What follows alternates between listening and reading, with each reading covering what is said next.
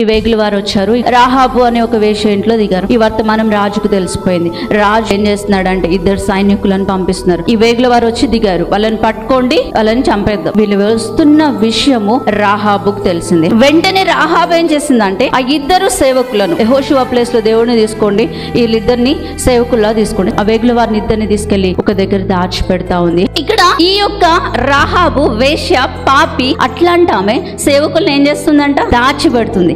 ఈ రోజు విశ్వాసులము, పరిశుద్ధులము, తెల్ల బట్టలు వేసుకుంటాము, కానీ మనం సేవకులను ఏం చేస్తామంటే వాళ్ళలో ఉన్న చిన్న మిస్టేక్స్ తీసి బయట పెడతా ఉంటాం. పక్కన విశ్వాసదో లేకపోతే పాస్టర్దో లేకపోతే ఎవరిదైనా చిన్న మిస్టేక్ తెలిస్తే దాన్ని ఏం చేస్తాం, ఇది మార్చుకోవాలి. సంఘంలో మనం నీకేదైనా విషయం తెలిస్తే, నీకు బాధ అనిపిస్తే ప్రార్థన చేయి. నీకు ఒకవేళ నొప్పి కలిగిస్తే దేవుడికి చెప్పుకో, ప్రభా ఈ విషయంలో నాకు నొప్పి అయింది ప్రభా, బాధ అనిపించింది ప్రభా అని దేవుడికి చెప్పు. పక్కనోడికి చెప్తే నీకు పరిష్కారం అనేది రాదు.